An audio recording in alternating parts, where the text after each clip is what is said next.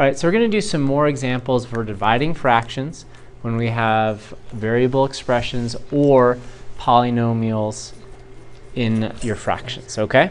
So that's what we're doing. Lots of audience participation, right? Yep. By the way, the 3n is squared. The 3n is squared, okay. So we're going to take a look at this first problem here. This is going to be squared just to make it a little more interesting. So I have 9 divided by 3 over n, and that 3 over n is squared. So what do you think the first thing we're going to have to do is? Square it. Okay, so what is 3 squared? 9 over n. What is n squared? Over n squared. Okay. Now, since we are dividing, what do you have to do with the second term when you divide with fractions? The rules don't change just because there are letters in this problem. Sam, a little bit louder. I can't hear you. Multiply by the reciprocal. Even louder. Multiply by the reciprocal. All right, so Say it like you yeah, say it with conviction, sir. So we have 9 over 1 times n squared over 9. Well, when you could just multiply across, but that's a little silly because we should reduce first.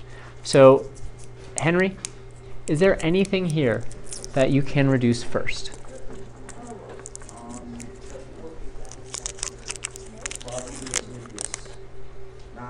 Yeah, the 9 and the 9. So 9, what goes into 9 and 9? Number 9. Number 9. Number 9. Number 9. Number 9. For all you Yoko Ono fans. 9 divided by 9 is? 1. 9 divided by 9 is? 1 times n squared is? That's 3. Over 1, which an easier way of saying that is just n squared. All right? No one gets the number 9 reference here, do they? No. Oh, jeez. Well, we're so behind on our Star Wars. Star Wars. Oh, that's funny. All right. Yeah, It's from, do you know who John Lennon is? yes! John Lennon was married to Yoko Ono, who... Crazy Yoko. Yes. Killed everyone. She didn't kill everyone. Emotionally, though. Yes, she was credited for splitting the Beatles up.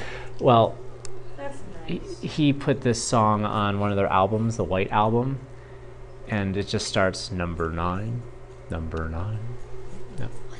Henry, you know that, right? What is that song called? Henry's heard it. Okay. What is All it right. called? I don't know. I don't want to know. It's awful. So, our next question. Sorry for our tangent. Our next question. We again are dividing fractions. We have polynomial expressions in all of them. What are we going to have to do with all of these polynomial expressions, Sam? We are going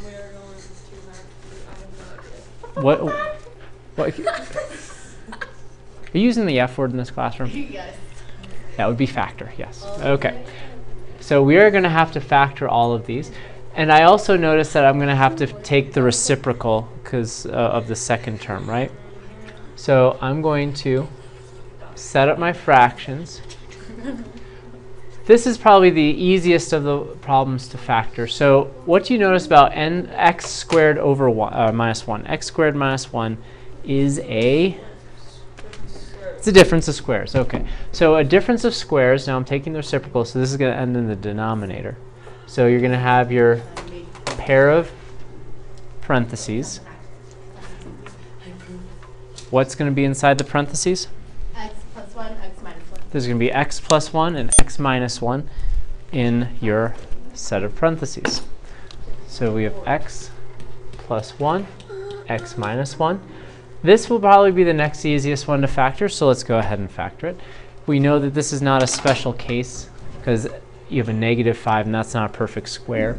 We have a third term, a linear term. So this is your squares and rectangles. So what does this factor to? If you're at home, you can be figuring this out and try to beat this star class of mine. What does this factor to?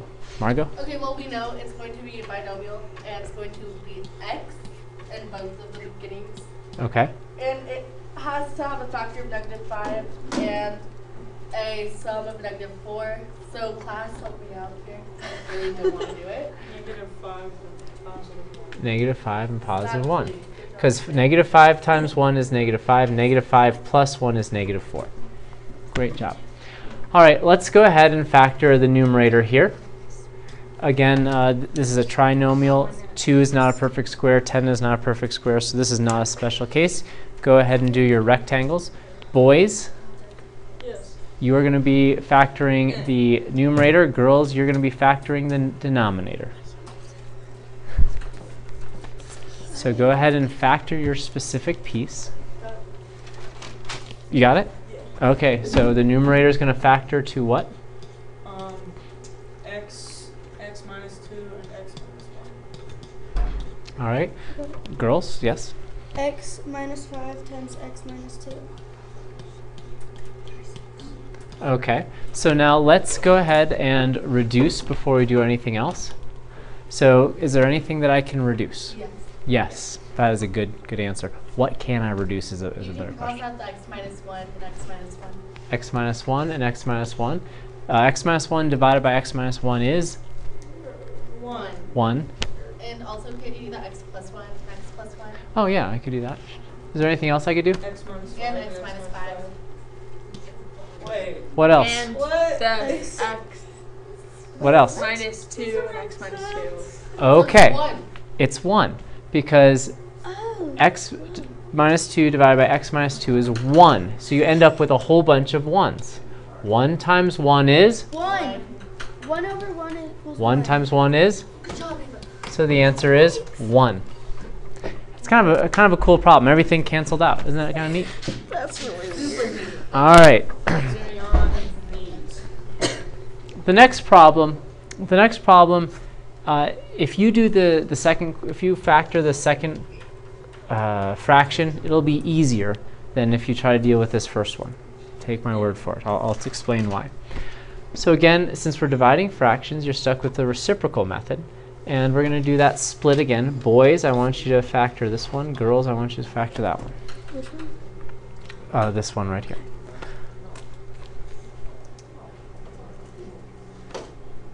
Raise your hand when you've successfully factored it. Again, if you're at home playing along, let's see if you can beat them. Oh, Sam has the boys. All right, what is the boy one? It is x minus 10 and x plus 7. Or plus 3, I'm sorry. And notice how, since we're taking the reciprocal and we're multiplying by the reciprocal, I have flipped it. So the boys is now in the denominator because I'm taking the reciprocal. So girls, are you ready? What does this factor into? We're not quite ready yet.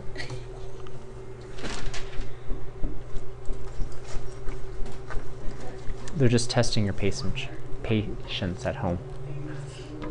What times what is equal to negative 40, but added together equals 6.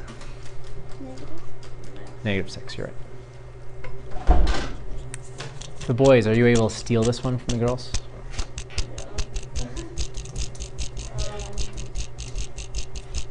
Got it. You got it? Yeah. What is it? It's x plus, or it's x minus 10 and x plus 1. Okay. No math is That done. doesn't. Oh, yes, it does. Yes, it does. Now, here's the trick. Now, you notice that you have numbers in both the A and the C places for the first fraction, which means there are a lot of different options here.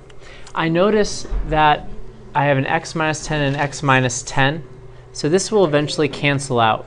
So I am willing to bet that this numerator here is going to have x plus 3 in it, or else, and the denominator is going to have the x plus 4. So I'm going to use that to inform my choices here. So I'm going to go x plus 3, x plus 4. Now, this is again just a guess, so I'm going to have to go through and check my guess. So if this is x plus 3, what must be in this binomial so that these terms work out? Well, what times what is, sorry, x times something is 2x squared. So what has to go here? 2x. And then this something times 3 is positive 3. So what must this be? Plus 1. 1 times 3 is 3. Okay. Let's double check to see if this factoring worked out. We have to check the linear term. So 1 times x is x. 2x times 3 is 6x. I add them together and look at that. It worked. So I know I've got it right. So then coming back to my last piece of factoring, if I make this assumption that it's x plus 4, It's gonna have 2x. it's going to have 2x again because 2x times x is 2x squared. What's going to go here? -2. Well, wait a second. Does that work out here? No. No, it doesn't. Shoot. Because, no, you can't just subtract the 2. Because negative times positive is in it. Oh. So my assumption based on this didn't work out, and that's okay, because the assumption here really helped us out. So I'm going to have to erase my denominator. You're not always going to get it right on the first go around, and that's perfectly fine. Just like I can't seem to get the eraser the first time. So then the question becomes, what times what is 2x? Well, I know I'm going to have a 2x and an x here. That's the only way it'll work, right? All of these signs are positive, so I know that I always have plus signs here. Now here's the trick. I know that 2 times 2 is 4. 2 times 2 is 4. Oh, it's gonna be 2 and 1. Right, so it's good. So the 2 has to go here. So I go 2 times 2 is 4. So this has to be 1. 2 times 2 is 4. 1 times x is x. 4 plus 1 is 5, which is my middle term. Okay, so the factoring wasn't too arduous, so now it's time to reduce. What can I cancel out? What can I cancel out? Ava? Okay, so you can cancel out x minus 10 and x minus 10, Okay. and then 2x plus 1 and 2x plus 1, and x plus 3 and x plus 3. So in this numerator I have a 1, in this denominator I have a 1. So 1 times x plus 4 is X plus 4. 2, x plus 2 times 1 is? X plus 2. You can cancel out the x. No, this is one whole piece and this is one whole piece, and so you can't just, Use zeros. That's right, so you can't just say, oh, I don't like these x's cancel out. That's not true. Essentially what's happening here, and this is a great question because it is a very common mistake in algebra. What's happening here is you have x over x plus 2 plus 4 over x plus 2. If you cancel out the x's here, that you can't do that because this 4 is also being divided by this x here. Yep. So that's why you can't do that, although it is really, really tempting, and I know a lot of algebra students want to do that.